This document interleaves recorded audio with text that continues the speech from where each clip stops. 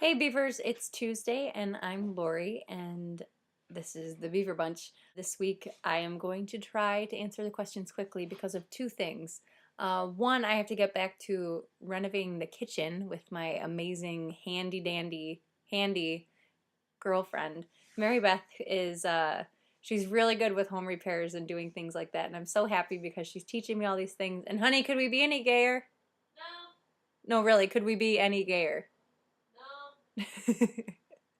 We're redoing our kitchen and we're on a time crunch because Mary Beth's family is coming in next weekend and we're just making a couple little changes around here that have become big changes. So we're huge, yes. So it's become quite the project and it's been really fun and we're learning all sorts of things about working together and about home repairs. So that's good. Do you want to be in the video? No. Are you sure? Oh, she's so handy. And then two is obviously Glee. Oh my God, Glee.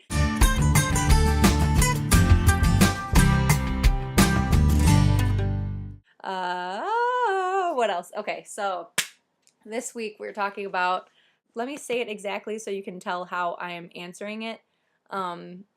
It's more of how do you get a girlfriend without making her your best friend? Now, my interpretation of this is two ways. The first is that how do you end up dating someone without first becoming friends with them? There's that thing where if you like someone, you kind of like get close to them and like get to know each other and oh my God, spend so much time together without like actually acknowledging your feelings or acting upon any physical feelings, or maybe even developing physical feelings by having emotional feelings progressing to best friend, and then be like, oh my God, you're my best friend. Oh my God, you're also a lesbian or bisexual or interested in me, whatever the label may be. And then you end up dating because you spend so much time together and you have a lot in common, but it doesn't necessarily mean that you should date, because a lot of times lesbians can be friends and figure out through either trial and error or through disinterest or whatever reason that you're not meant to date, you're meant to be friends. And sometimes that can be hard because if you get along a lot really well, and maybe even if you're attracted to them, you might not be compatible. So you really have to think about, okay, are they in the friend zone or in the girlfriend zone? And figuring that out isn't always easy, but oftentimes it includes a lot of communicating and, like I said, trial and error. So that's one way to figure it out. If you're interested in someone, instead of pursuing them in a friendship type of way to begin with, is to ask them out in more of a romantic way, like right off the bat. I know that that's scary, but it's also, it shows a lot of confidence. Girls often respond to that. You can kind of forego some of the friendship stuff and go right to the girlfriend stuff.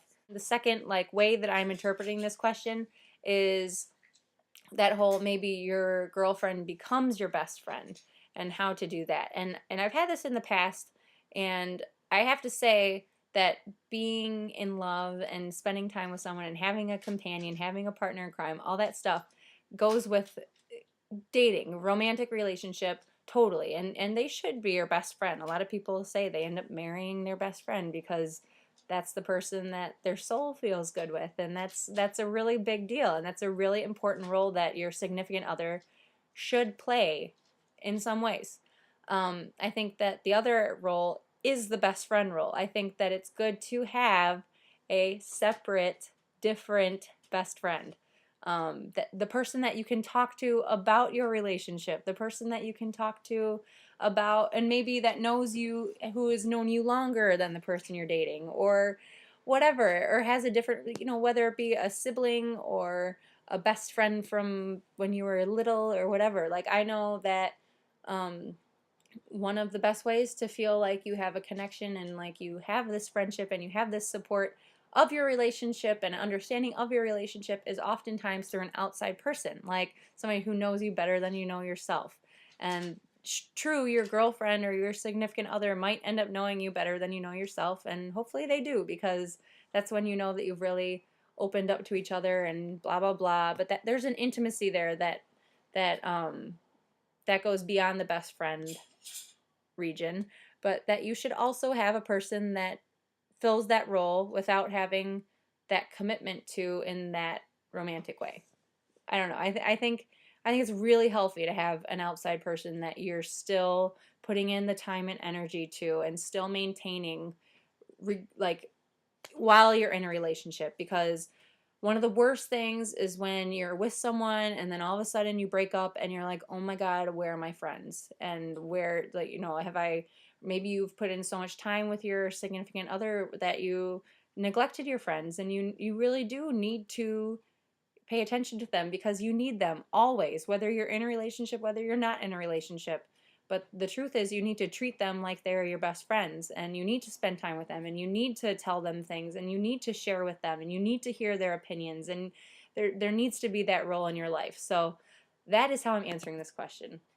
And Jess was right. She said there's a ton of different ways to do it, and it should definitely be in some kind of homo handbook. But it's easy, I think, when you're dating someone of the same sex or gender, however you want to say it, that often you can have that bond that's very friend-like because you're used to having same-sex friends all through your life and in different like psychological levels of your life too. So I think it's easy to kind of feel that way, but at the same time to have something else going on with them that's romantic, but then maintain other friendships too.